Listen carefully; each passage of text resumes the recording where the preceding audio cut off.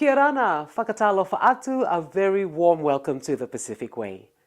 Tuvalu is one of the most vulnerable countries in the world to feel the effects of climate change. Its atolls are exposed to the extreme severity of cyclones, increasing ocean temperatures, and ocean acidification. In 2007, island leaders in Tuvalu gathered to discuss plans of action they wanted to see for the immediate future. The National Adaptation Program of Actions, or NAPA, was conceived. The first phase, NAPA 1, took care of the coastal protection, water security, and food security. With NAPA 2, the focus was on marine-based livelihoods, disaster preparedness, and the strengthening of the island kaupules, or local island councils. The installation of early warning systems falls under the NAPA 2 project, and installation works are now underway on 4 of the islands in Tuvalu.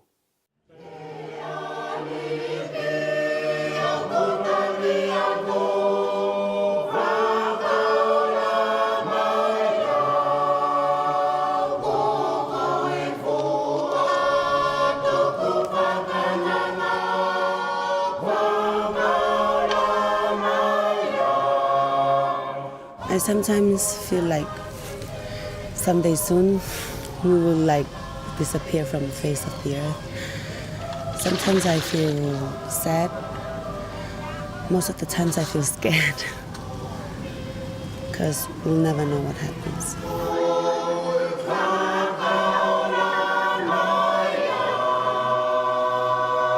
There was a book that I read about sea level rise, and it told me that small islands are not sinking, they're shrinking by coastal erosion. So maybe that's my thought about what my elders told me. But the islands are not sinking, they're just shrinking.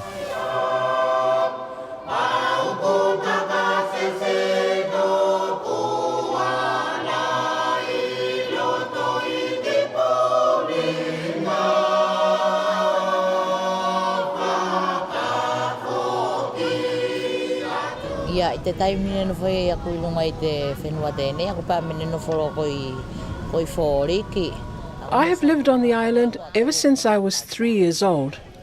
Up until now, I've seen a lot of changes in the weather, in terms of strong winds. The whole day can be a fine, clear day. Then all of a sudden, strong winds hit the island. Then you'll see people will start preparing their families. At other times, the Met Observer will inform us that something is about to happen. But when we look at the sea looks calm, and we don't even see a single wave. There are also many other changes in the weather. Sometimes when it gets cold, it's really cold, and when it's hot, it gets really hot.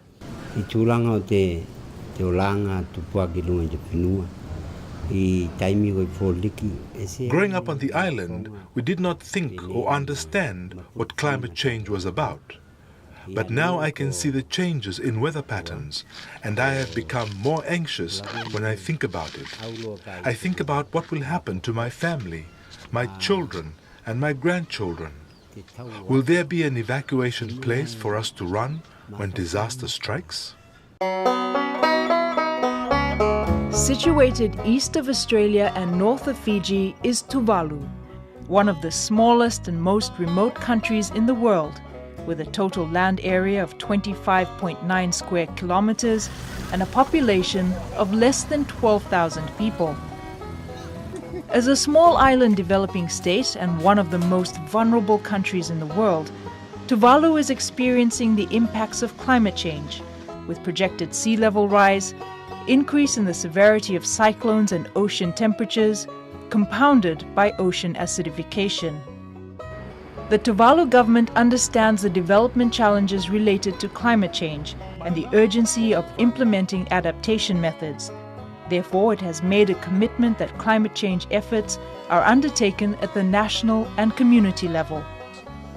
Out of this commitment, the National Adaptation Program of Action, or NAPA, as it is commonly referred to, was conceived.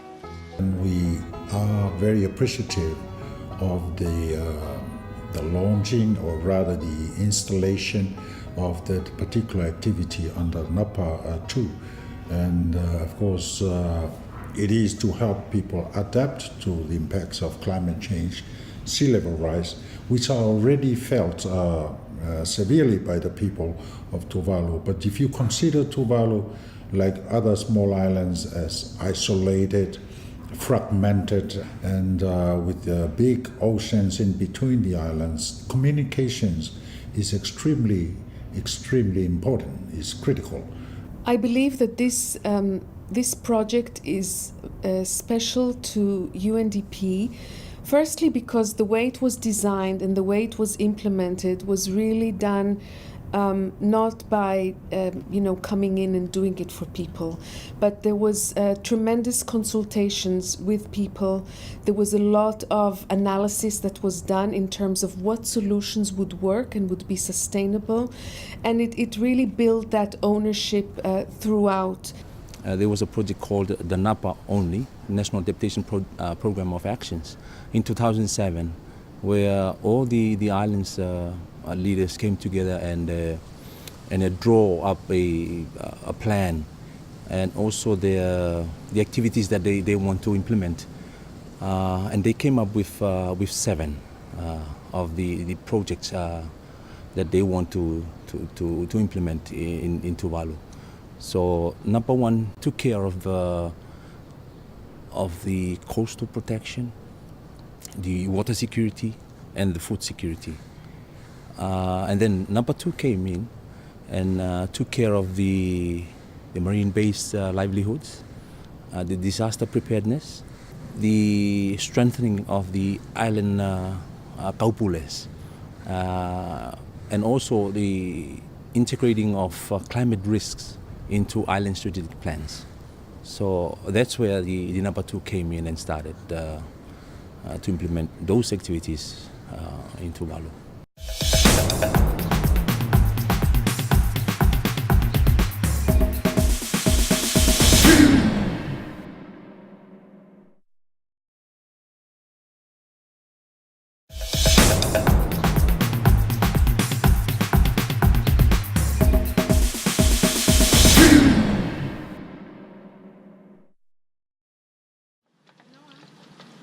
The second component on disaster risk preparedness focuses on improving the early warning systems for people on the outer islands by strengthening reliable communication systems. To carry out the installation of the system, specialized skills and technical expertise is required. Colin Schulz is a telecommunications engineer and a person highly regarded and respected in the Pacific region, having worked in a number of Pacific countries, as well as with the United States Weather Service. And there's one fuse for the light comes out, I think. Because of his vast experience and knowledge in telecommunications and meteorology, he was recruited as a project engineer and consultant for the Napa 2 project. When we looked at the needs in Tuvalu, we saw that communication was a very important part, especially 24-hour, urgent, fully available communications for reaching the last kilometer, reaching the last island, reaching the last mile. For the islanders, having this improved communication system is not only a great improvement, but also provides a sense of security, especially in times of impending disaster. Personally, I want the whole island to have the same level of understanding on disaster awareness. It's also important for children to be aware. When a warning is sent to the island of an impending disaster, as a mother, I will start preparing the family, and the children will also know what to do if they're not at the house or their parents are not there. However, my only request is that all visiting departments should spend more time raising awareness on the island, so that the whole island will have the same level of understanding. Now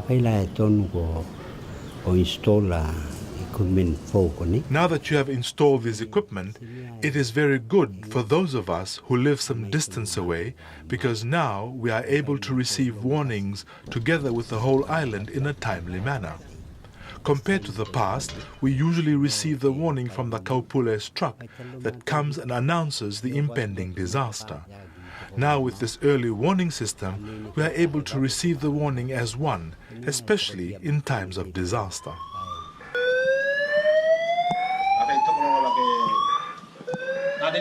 Collaboration with other partners is a key factor, not only for the success of the project, but also for sustainability. That's why we include major stakeholders such as telecom, the METS, meteorological department, so that they're looking after the maintenance of this early warning system equipment. And the other factor that I want to mention is that we are so fortunate to have this boat, the RV Talamoana, because without this boat, we cannot install our early warning system equipment in all the islands, because I think that government boats only goes up to 1 to 2 hours on each island. But with a boat like the RV Talamoana, we are able to finish our work, because it can be there for 3 to 4 days, so that we can install every equipment and then test it. Through the Napa 2 project, UNDP supported the Tuvalu government to purchase a vessel specifically for the purpose of transporting materials and equipment for the installation of the early warning system. In 2016, the RV Talamoana was purchased. For some of the activities, we really needed sturdy ships that could really bring the materials. And that was a challenge in previous projects. And what was really special about this particular project is that we were able to build into the program a solution in the form of a sturdy boat that could really serve the project and bring people and materials in a reliable, timely way. And I think that was a very important lesson learned, and one that I hope that we can build into other projects in the future. As state-of-the-art equipment is being installed, it is very important that the installation be done by people with a great deal of experience and technical expertise. Comtech, a Fiji-based company, was selected to carry out the installation under the direction of Managing Director Mick Cornish.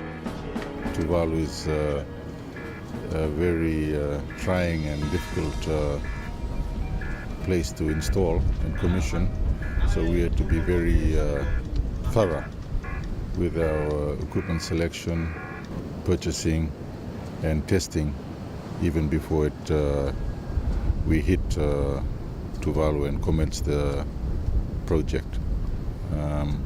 That took a lot of time and a lot of arranging, but it's come together well.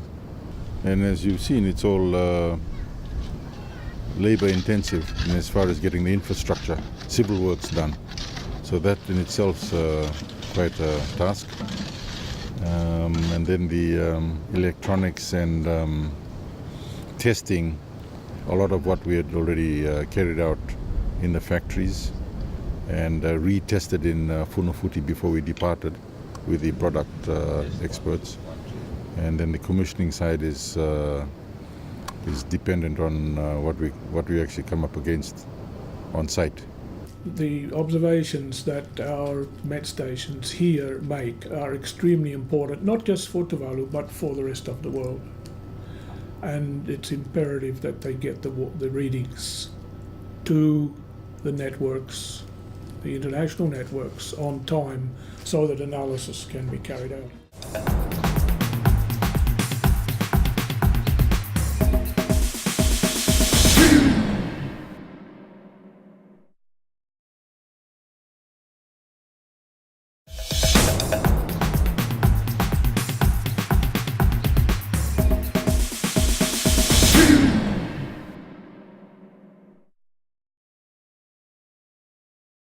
Until now, we sort of come up with a more reliable technology that can communicate and sustain that between the outer island and the Met Office.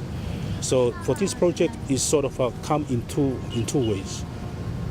One is for the with the delivery of the early warning system, and the other part is to have on a daily basis the weather information, and also can be used as part of if there is communication issue on each island. When we started on the Tuvalu project, we realized that a lot of the islands didn't have 24-hour contact. They didn't have a system of getting warnings in that was reliable. So I realized very quickly, and together with our colleagues on the project, that we needed a proper alarm system. And so that's what we've done. And it's interesting to note that Tuvalu is the first country that we're actually got a fully blown alarm system with sirens and things like that. Technology now, you can sort of do a lot of things to the HF radio using the frequency, run it, radio internet. So now, like during daytime, that's the suitable frequency, and we can relay the message either through voice, either through email or chat, or through attachment.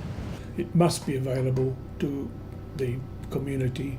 So we wanted to put it somewhere where it was available 24 hours, that if there is a warning sent, then somebody can attend to it, see what the warning's all about, and then contact somebody to say what's going on or what do we need to do. Okay, when there's a tsunami warning, then they can just access to that Cherry Beetle or HF radio if all communications are down.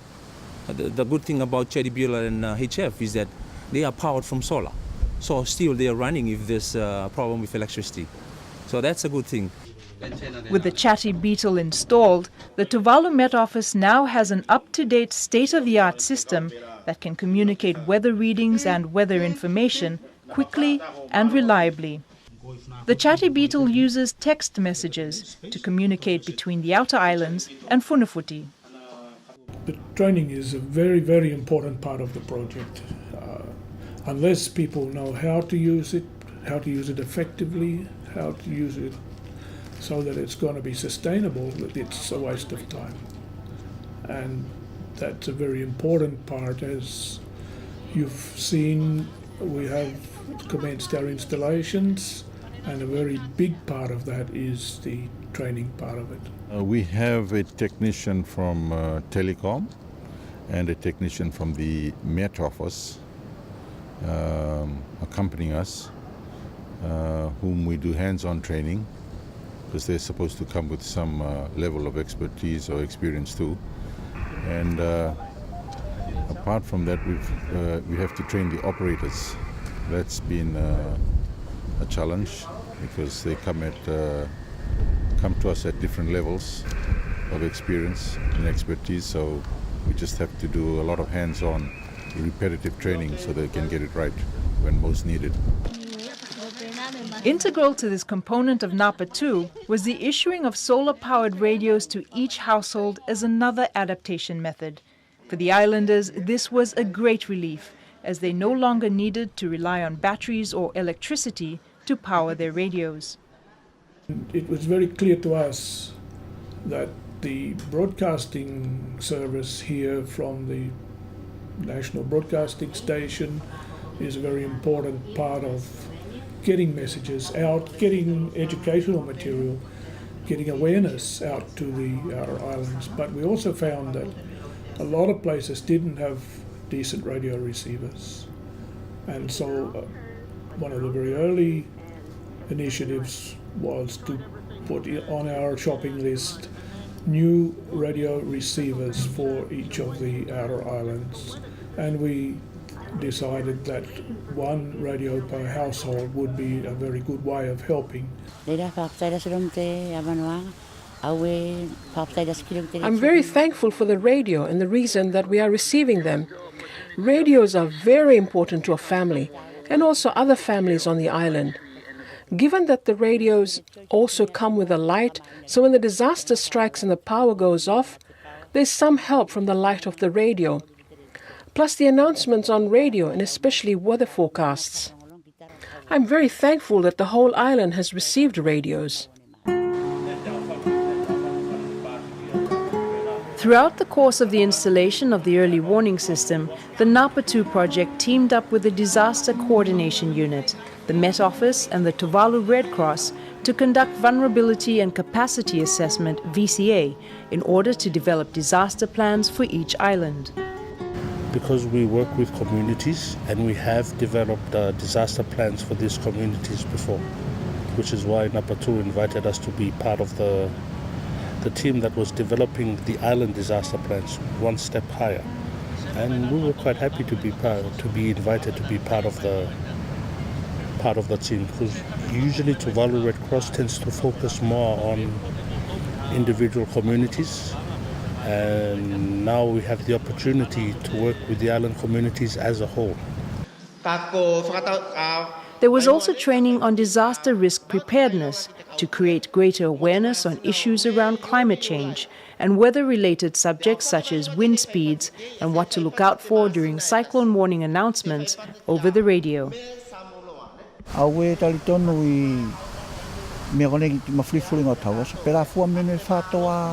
I have become aware of the term climate change just recently. I would say a couple of years back, say 5 years ago, when I first learnt about climate change. But before we see all these changes in weather patterns, we did not know that it was climate change. Just recently, when the government started advocating on climate change and its impacts to Tuvalu, that's when I understood what climate change and its impacts was about.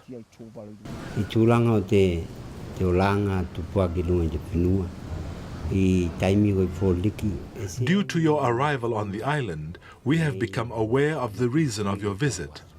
I am very thankful for the machines that have been installed, as it will assist the island in times of disaster. Before the Napa team arrived on the island, we relied solely on Radio Tuvalu to receive warnings. However, we now have other timely means of receiving warnings. I am very thankful as a Vaitupu Islander for the assistance received from Napa 2, because if it wasn't for donors funding this project, the island would not have received this type of assistance. The National Adaptation Program of Action, Napa 2, is an important and integral plan for the long-term sustainability of climate change adaptation in Tuvalu. Advocating the cause by raising awareness internationally is vital, as the rest of the world needs to be aware of the impacts of climate change on this very small island state. So Napa 2 is a big, important component. It is an important step towards an overall long-term adaptation program for Tuvalu. The less we mitigate, the more we have to adapt. The more we try to reach the target of 1.5 degrees Celsius by mid-century, the less we have to adapt.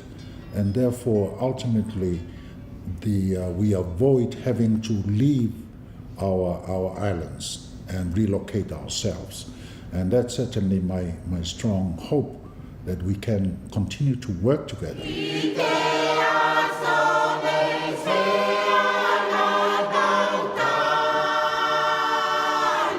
There is now a great deal of awareness of climate change in Tuvalu, and while the country and her people are adapting to the changes, their traditional culture and way of living continue. While the future may appear bleak and uncertain, there is still hope. People continue with their lives and engage in their cultural traditions, and above all, there is their religious belief and unbending faith, and that is what gives them hope. I personally think there's a need for more preparations to the future.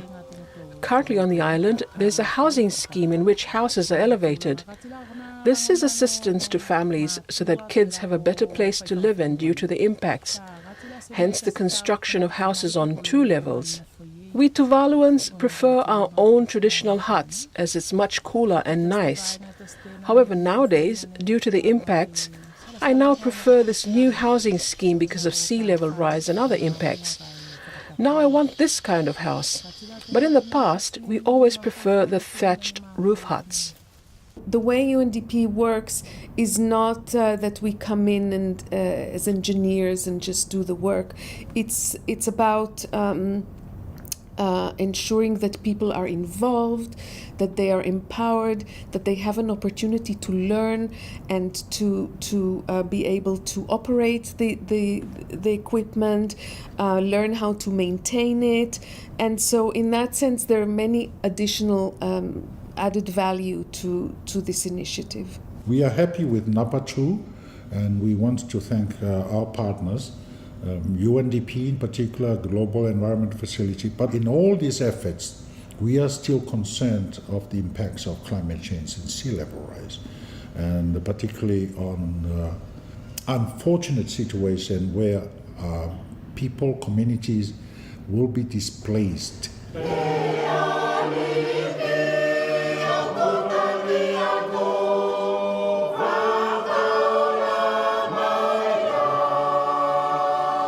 Tuvaluans should now react to carve our future, so we don't have to abandon our small and beautiful island. To all Tuvaluan people, that no matter what happens in the future, we just have to hope and try to change it, because a lot can happen in these few years coming. We'll never know what happens, so try. We don't have to give up hope, because if all hope is lost, then at least we have to be happy that at least we did our best.